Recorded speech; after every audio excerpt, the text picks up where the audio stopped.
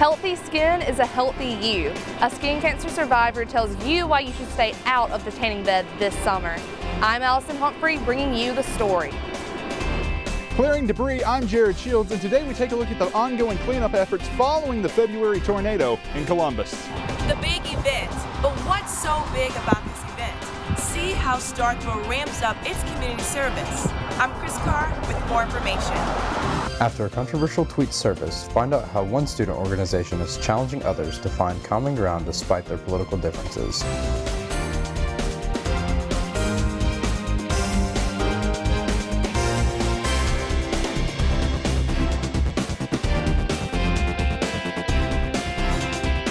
Welcome to Take 30 News and our special continued coverage of the aftermath of the EF3 tornado that damaged parts of Columbus last month.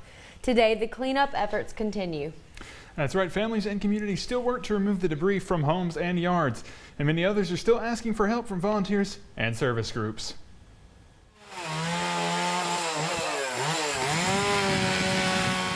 The demand is still out there. What's very important for the community to realize is that you can drive around the city and never see anything and feel that the cleanup job is done and everything is back to normal. According to the United Way of Lowndes County, the need for volunteers and cleanup help could still be around up to 6 months from now. Saturday, volunteers worked to clean up areas on Shady Street and other damaged properties across Columbus. Now behind me, these volunteers are still trying to take apart this tree, and with no available chainsaw in this group, they're having to do what they can by hand. It's definitely a job for a chainsaw. Some of the groups were made up of students taking part in Mississippi State University's The Big Event Volunteer Day. Many of the volunteers encourage others to get involved with helping in the cleanup efforts. There's an even bigger community outside of your own community that need help, that need aid, that need people just with servant hearts that can come out here and just really help out a people in need. United Way of Lowndes County Executive Director Renee Sanders says she believes that the volunteer work is having a meaningful impact on the lives of those affected by the tornado. And when you're looking at your home and you're looking at your yard still a wreck and you don't know where to turn, and you see a group like this pull up to give you some services, I don't think the words can explain how that homeowner feels. For more information on volunteer opportunities, you can contact the United Way of Lowndes County at 662-328-0943. United Way is also encouraging all volunteers to report the hours they have spent helping clean up after the tornado. According to the Lowndes County Emergency Management Agency, the hours spent volunteering can help reduce some of the costs that have to be paid by the City of Columbus and Lowndes County when a federal declaration is made. FEMA normally shares 3/4 of the cost of reimbursement, and the city would handle the additional quarter of the cost. The Lowndes County EMA director says a dollar amount is applied to the volunteer's time that reduces the cost the city must pay. Weeks ago, we told you about a Columbus congregation that lost their church building in the tornado. As Take 30's Rashad Crosby shows us, they're trying to rebuild, but running into some roadblocks along the way. I'm back at First Pentecostal seeing how they're recovering from the tornado that devastated their church. First Pentecostal currently holds service at Calvary Church off of Brooks Road in Columbus, Mississippi. I'll talk to Pastor Steve Blaylock and see how things have been going and what steps must be taken to build a new church. The biggest challenge that we've faced so far is trying to find out the requirements. There's been a couple. One is the insurance, going ahead and making a decision on whether we're 100% lost or not. The other challenges that we've had is with the city, with the requirements, with the basic flood elevations, and trying to get all of those things, whether or not we're going to be able to build back on our present slab. The BFE, which is basic flood elevation, requires the church to be 44 inches off the ground, which you can see has been marked right here. And also, with no declaration from FEMA, this gives the church few obstacles or hurdles before it can be rebuilt. We're hoping to have it built within a year, 12 months, but at the same time, there's a lot of devastation in the city. So getting the permits, getting all of jumping through the hoops and getting the hurdles. Pastor Steve Blaylock noted that the community of Columbus has been amazing helping each other, and he and his church members have came closer together. I'm Rashad Crosby. 4, 3. Speaking on camera for the first time, after being compared to the KKK when sharing conservative viewpoints on MSU's drill field, a member of the student group Young Americans for Freedom speaks to Take 30's Dakota Williamson about the part-time journalism ethics instructor who tweeted the offensive message and where the group plans to go from here. I definitely think that we were targeted because of our beliefs. Executive editor of Starkville Daily News and MSU journalism instructor Ryan Phillips released tweets aimed at conservative student organization Young Americans for Freedom. On our end, we did the best that we could just to kind of explain that we aren't trying to sow seeds of hate or anything. And we didn't appreciate being lumped in with a party whose platform is only hatred and bigotry. Students in Young Americans for Freedom stood on the drill field with a Build the Wall banner and invited open discussions from the student body. Following the event, Phillips tweeted the following: "Hey, the White Male Student Caucus holding a gathering. Hoods and burning crosses optional." MSU Chief Communication Officer Sid Salter released the following statement condemning Phillips' actions. His social media comments aimed at these students were highly inappropriate, inflammatory, and patently unfair and intolerant. On any given day, students and faculty with widely divergent social and political views intersect on our campus, and it is incumbent on all parties to maintain decorum and mutual respect in the conduct of those activities. Mississippi State University stands behind our free speech and assembly policies. The drill field here serves as a public area where students can advocate for their organizations and exercise their freedom of speech, so long as they follow proper university protocol. And MSU President Dr. Mark Keenum said that Young Americans for Freedom did just that. They followed proper protocol and procedures in securing a space on the drill field to offer their viewpoint and discuss the immigration issue with other students.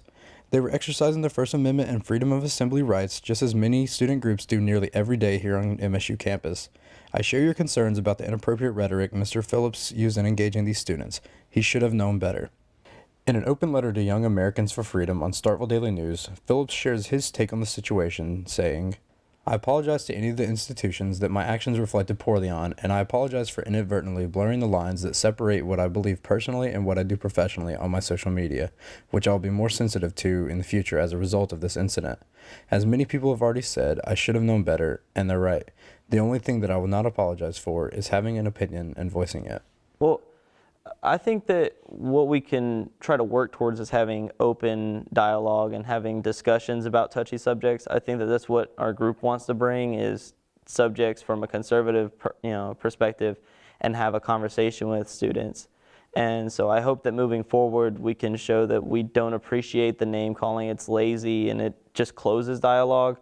Whereas if we're able to kind of skip past the ad hominem attacks and avoid the talk and trash, then we can really work towards finding either common ground or explaining our perspective and, reaching understanding with people. I reached out to Phillips' superiors, who declined to give a comment on the employment status of Phillips. Reporting for Take 30 News, I'm Dakota Williamson. We also reached out to Phillips and asked for a comment, and he said, quote, "Absolutely not." To read Phillips' full open letter to Young Americans for Freedom, visit our Facebook page at facebook.com/Take30NewsMSU. Don't go away. We'll be right back with more Take 30 News as we take a look at the impact of some new technology.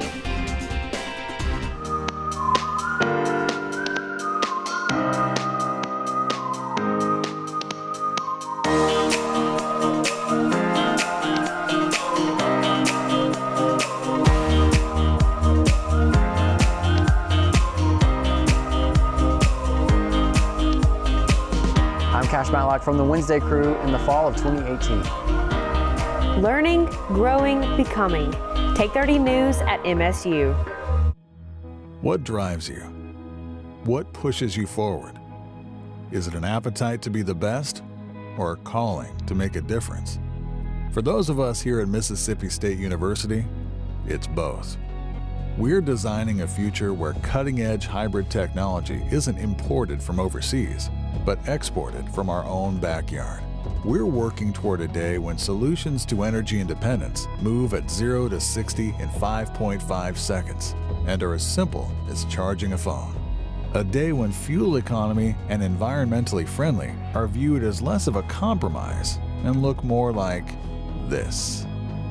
For us, turning heads in the auto industry is great, but living up to the hype is even better. That's because it's about more than simply envisioning the future. It's about getting there. And here at Mississippi State, we know just the ride to take.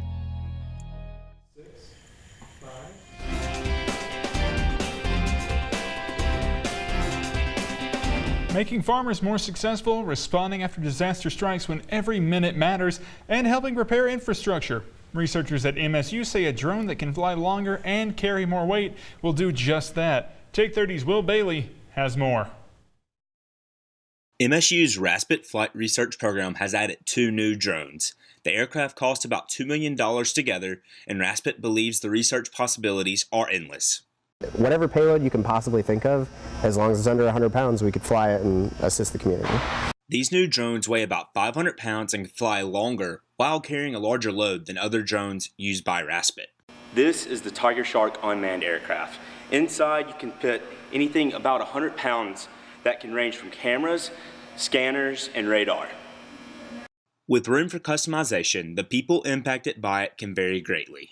Local farmers would probably be impacted by this. Like, you can collect a lot of data from an aircraft that can fly for 8 to 12 hours. For Take 30 News, I'm Will Bailey. For more information on the Raspet Flight Research Laboratory, visit www.raspet.msstate.edu. The Oktibbeha County Humane Society has received a large grant from PetSmart Charities. Take 30's Brevin Luckett was on the scene to speak with the director of OCHS. The Oktibbeha County Humane Society receives a $150,000 donation. I spoke to the director of OCHS, Martha Thomas, and here's what she had to say. Low-cost spay-neuter surgeries are actually being performed on the unit behind us, and it's thanks to the grant from PetSmart Charities and also some of our other partners, including Phytofixers, Inc., that allows us to perform low-cost spay-neuter surgeries for members of the public for their owned pets that if the owners could otherwise not afford the surgery. Many of these pets have been abandoned and are looking for a home, but now they have a second chance with being neutered. Pet adoption is really important, and we have about 800 to 900 adoptions that are performed each year through the Starkville Animal Shelter. But 800 to 900 adoptions is fantastic, but we take in about 4,000 animals each year through the Starkville Animal Shelter and our partner organizations. So that's not enough adoptions locally. So one of our programs that we have as well is our local transport program called the OCHS Express, where we take adoptable animals from the Starkville Animal Shelter and other overcrowded shelters in our area and transport them up north. Social Security and can't afford food or electric or something like that, we're able to help provide for their pets so that they can stay in their homes and also not reproduce and create more animals to be cared for in our shelter. Thanks for tuning in. I'm Brevin Luckett with Take 30 News. For more information about Oktibbeha County Humane Society, you can visit our Facebook Take 30 News MSU or visit the official website www.ochsms.org. Up next, we hear from a cancer survivor and her battle to overcome it. You know the scene in those popular TV crime shows when the investigators show up? The one where they scratch their heads while trying to figure out who committed the homicide and when? At Mississippi State University, we're solving mysteries behind real-life crime scenes with forensic research that's a first of its kind. Teaming with microbiologists from around the country, we're examining microscopic bacteria that can help solve real murders. So far, our partnership with a major metropolitan medical examiner is yielding results with more than 200 real-life crime samples analyzed. We're learning how microbiomes change and relocate, uncovering evidence in criminal investigations by better pinpointing time of death. Way more exciting than being a TV detective. We're finding crucial answers when they're needed most. Solving mysteries with science, that's worth watching. The sense of place. We all have it. often grown from deep roots in small-town communities. At Mississippi State University, our Carl Small Town Center is strengthening these ties. With nearly 40 years of making a difference, we're revitalizing communities into welcoming places to work, live, and congregate. By weaving together the best pieces of our past with modern technology and amenities, we're creating the hometowns of the future. Places where lifetime memories can be made, where you have all the things you need, along with all the things you want. Through partnerships with our communities, we're identifying improvement opportunities, recommending paths forward, and creating the plans for a better tomorrow.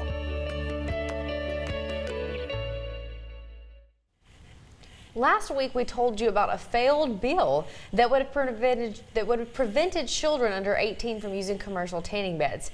This week, a skin cancer survivor speaks out. Take 30's Allison Humphrey has the story. With the weather warming up and summertime quickly approaching us, a lot of people are trying to get that perfect tan for their beach trips this summer. Health promotion and wellness educator and skin cancer survivor Julie Baker tries to make people aware of the dangers of melanoma. Julie Baker found out she had melanoma when she was 7 months pregnant with her first child. Tanning beds were real popular to start in high school when I was in high school, and so for special events, prom, beauty pageant stuff, I started using the tanning bed in high school and used it throughout college. And I have no doubt that that's where a majority of my melanoma was from my tanning bed use. Julie has dedicated much of her career as a health promotion and wellness educator by teaching students the dangers of melanoma. I was able to get a grant through the Mississippi Comprehensive Cancer Coalition a few years back, and I spent the whole grant on skin cancer education on campus. And so it's something that a lot of students don't necessarily think about, but half of all skin cancer diagnoses are actually in people under 30. It concerned Julie when the Senate bill failed in March that would have prohibited children under the age of 18 from using commercial tanning. When they get to be 18, if a person then chooses to go to the tanning bed, that they're taking their health into their own hands, but someone under the age of 18, I think that they have no business going to the tanning beds, and that's just from my personal opinion and my personal past use that I can say that. For Take 30 News, I am Allison Humphrey.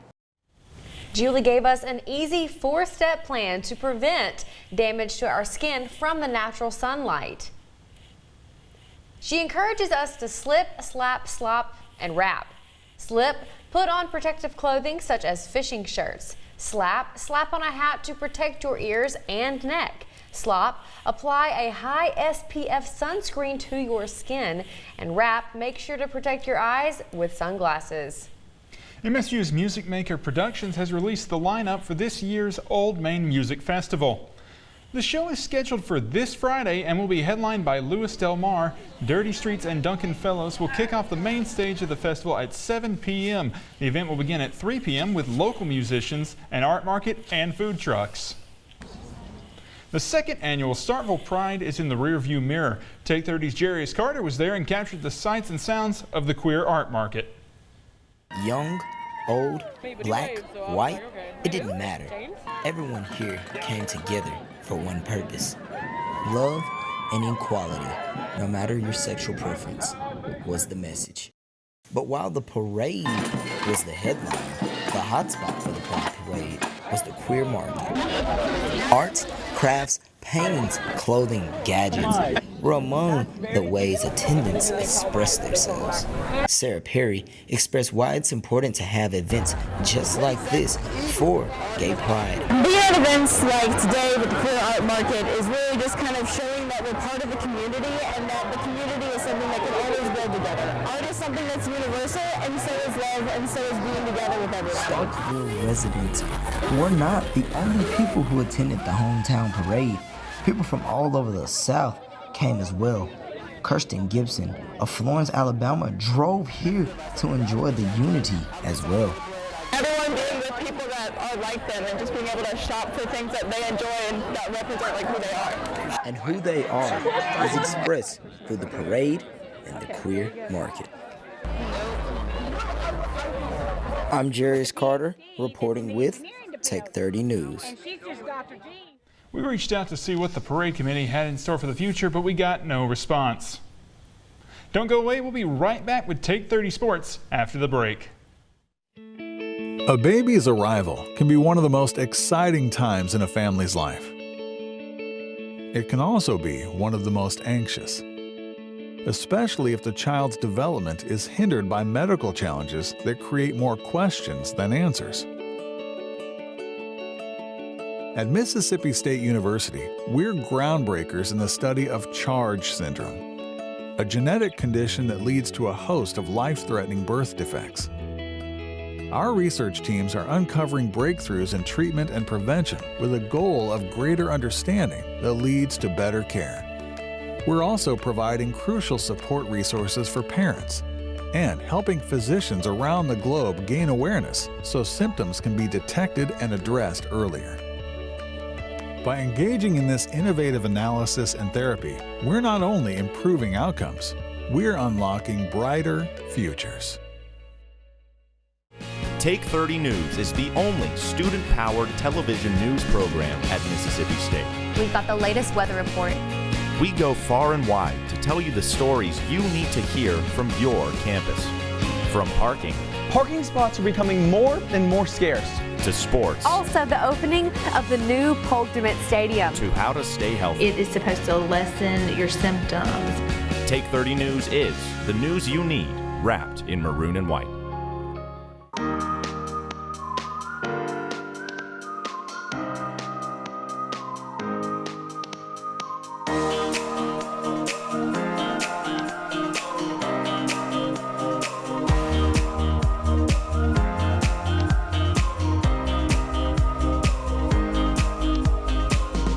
Cash Matlock from the Wednesday crew in the fall of 2018. Learning, growing, becoming. Take 30 News at MSU.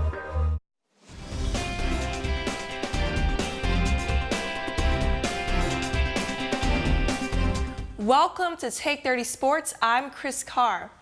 Mississippi State's track and field had one successful weekend as they competed in both Texas and North Carolina. But there's one guy that stands out, and that is Anderson Peters. The javelin thrower worked his way to the top as he finished with several accolades, including the National Athlete of the Week. He and one other athlete has only received that honor back-to-back. He is also #1 thrower in the world for 2019. He's the #3 thrower in the NCAA history and is now a record holder for Mississippi State University. For all my football fans who have been patiently waiting for spring ball, well, I have great news for you. The Maroon and White spring football game is April 13th at 1 p.m. at the Davis-Wade Stadium. Free admission, of course, and if you can't make it, you can always tune in online at ESPNU.com. What a heck of a season for the women's basketball team. What many thought couldn't be done was soon proven wrong as the girls ended their season 15-1 in conference play and 33-3 overall. Despite the loss against Oregon and an early plane ticket back to Starkville, several players continued to receive awards. Tierra McCowan, Jasmine Holmes, and Andrea Howard all ended their career with something to smile about. Tierra received the first Team All-American, and Jasmine and Andrea received All-American Honorable Mention. Praise the Lord and go Dogs. In other news, Mississippi State's men's tennis swings back into action Friday at 3 o'clock p.m. for their senior day. Packing the stands will probably be best as they are taking on Ole Miss at home. The Dogs have made their way to the top as they are the only team in the nation with more than one duo in the top 15 of the Oracle ITA rankings. They are also ranked #6 in the nation. Assisting approximately 25 million Americans annually, 130 countries around the globe, and over 1.5 million members working to ensure a positive outcome for families. According to the Salvation Army USA.org, they are dedicating to doing the most good. Thanks to the big event, several businesses were benefited this past weekend. There's one specific business that appreciates volunteers not just during important events, but every day. I manage the thrift store, and so with that comes managing employees and the store, but then also we utilize volunteers very heavily to make the store function as well. We would not be able to do as much that we can from a store standpoint without volunteers. One of the things that I enjoy sharing about the Salvation Army is they try to not have a whole lot of operating funds, and so if we can pull in volunteers to help whatever capacity to fill a need, the better. And so then we're able to shift funds to be able to really help people with food or with a utility bill. And so whether it's somebody coming for 1 or 2 hours a day, or a large group coming, the big event, that really allows us to get things done. We see people that come in and shop in our store that this is what they can afford. They can't afford to buy things brand new. And so seeing people get excited about clothing items or shoes or furniture that they then will be able to take to their home and feel proud to have something in their home that looks like they potentially have bought it brand new. Because of those extra hands, families are able to walk out with things that they need and that they love for their families. Well, that is all we have for you today. Don't forget that you can catch the Thursday Crew right here tomorrow at 4. I'm Anna Elizabeth Byes. And I'm Jared Shields. Thanks for joining us. Have a good night, everyone.